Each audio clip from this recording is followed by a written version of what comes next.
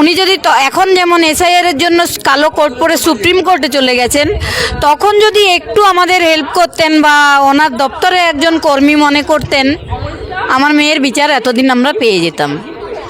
কেউ পাশে দাঁড়ায়নি, কেউ না, কেউ চায়নি যে আমরা বিচার পাই, তাই এতদিন বিচার আমরা পাচ্ছি না।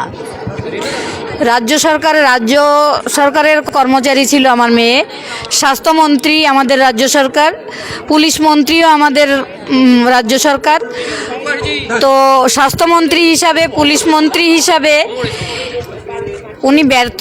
উনি যদি এখন যেমন এসআইআর এর জন্য কালো কোট পরে সুপ্রিম কোর্টে চলে গেছেন, তখন যদি একটু আমাদের হেল্প করতেন বা ওনার দপ্তরে একজন কর্মী মনে করতেন, আমার মেয়ের বিচার এতদিন আমরা পেয়ে যেতাম।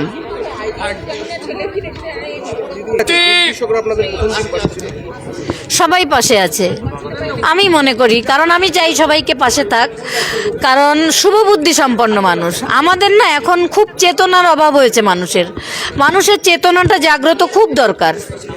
মানুষের চেতনাকে জাগিয়ে তুলতে না পারলে, শিক্ষা ব্যবস্থা যেভাবে ভেঙে দেওয়া হয়েছে, স্বাস্থ্য ব্যবস্থা যেভাবে ভেঙে দেওয়া হয়েছে, মানুষের মানে পরিবারের একজন কারো যদি শরীর খারাপ হয়, তখন আমরা বুঝতে পারি যে আমরা কতটা অসহায়। কোথাও কোনো নেই। এটা